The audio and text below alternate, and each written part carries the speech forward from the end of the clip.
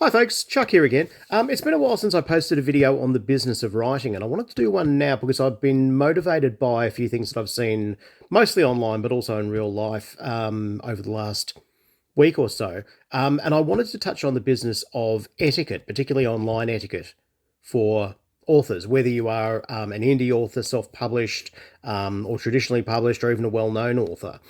Um, a little side note, social media is a two-edged sword. It can bring amazing advantages, and for things like, Book Talk, Bookstagram, and Booktube, and any of those other author-related hashtags and platforms, it brings a potentially a bigger audience than you might have gotten 15, 20 years ago, potentially.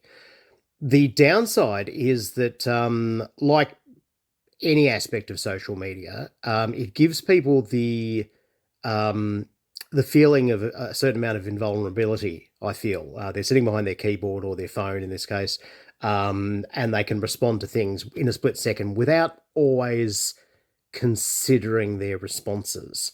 I have touched on um, in a previous TikTok about how I think, because this is all opinions, how I think you should respond to poor reviews, for example.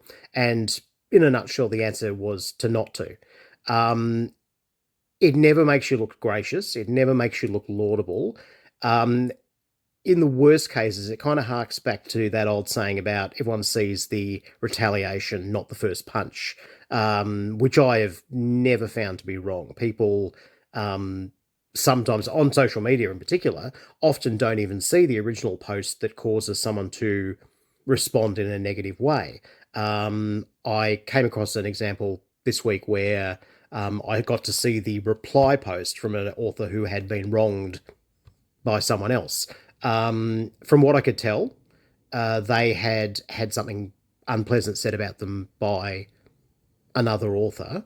I think calling into question their credibility and their accomplishments and something along those lines. Now that's an unpleasant post. No one would like to be, you know, targeted like that. And I feel that a strong reaction would perhaps be valid, but it's still not a great idea because the reaction was the author who had been targeted um, doing a response video.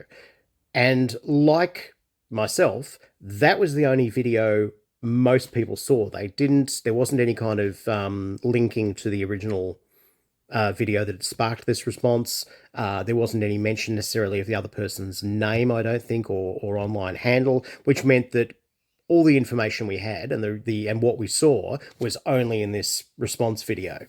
And this author who had clearly been hurt by whatever had been said, and again, no one wants to hear negative stuff, even if the negative stuff is valid.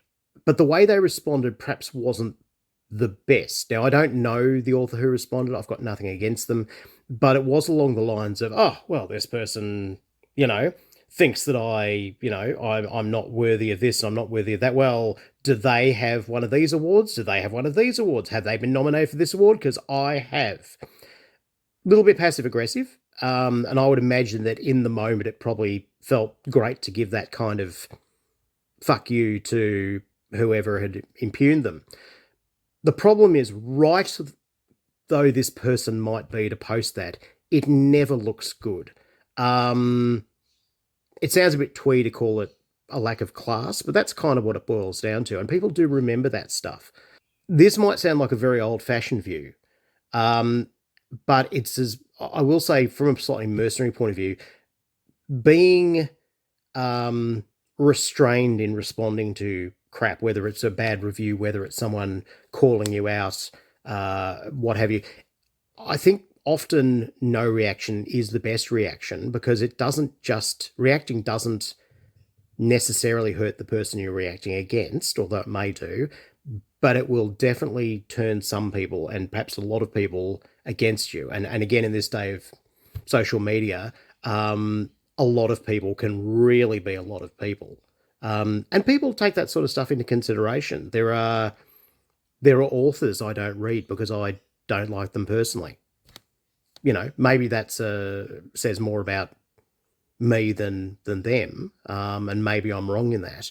But certainly there are big name authors that I find on a reprehensible on a personal level, even though they write really good books, some of which I've read before, and won't read anymore, some of which I haven't read but am not willing to give a try because there's so much other stuff out there I could be enjoying. So I guess my advice on that is if you don't get into slanging matches.